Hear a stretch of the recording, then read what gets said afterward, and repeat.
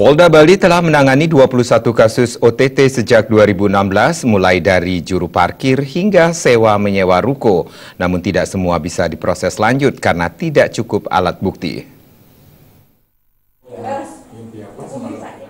Kasubdit 3 Direskrim Sus Polda Bali, AKBP Wedana Jati mengatakan, Polda Bali telah mengungkap 21 kasus OTT sejak 2016. Beberapa kasus OTT seperti melibatkan juri parkir yang barang bukti uangnya sedikit diproses di piring atau tindak pidana ringan. Namun sebagian besar OTT diproses lanjut sampai pengadilan. Seperti OTT di UPKTK atau Unit Pengembangan Kapasitas Tenaga Kebinamargaan Wilayah 8 Bali dengan tersangka Hartono alias Hartana, kasusnya sudah P21 dan dilimpahkan ke Kejati. Tersangka sempat mengajukan pra-peradilan, namun keputusan pengadilan bahwa penyidikan yang dilakukan Polda Bali sah menurut hukum. Untuk memperkuat hasil penyidikan telah memeriksa 18 saksi, diperkuat saksi ahli, sehingga sesuai dengan hasil penyidikan dan keyakinan penyidik sudah cukup bukti. Dalam kasusnya, semestinya uang sewa 1 unit ruko 34 juta rupiah, tapi oleh tersangka dinaikkan menjadi 70 juta rupiah untuk keuntungan pribadi.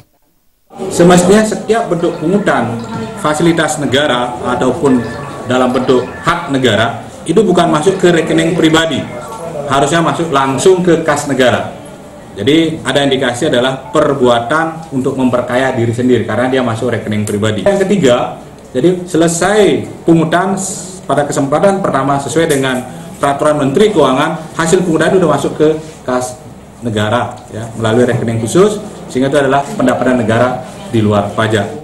Ditambahkan AKBP Wedana Jati, setiap bentuk penghutan fasilitas negara ataupun hak negara yang harus masuk ke kas negara tapi masuk ke rekening pribadi atau tersangka upaya memperkaya diri sendiri karena dimasukkan ke rekeningnya akan ditindak tegas. Rai Swantara, Bali TV.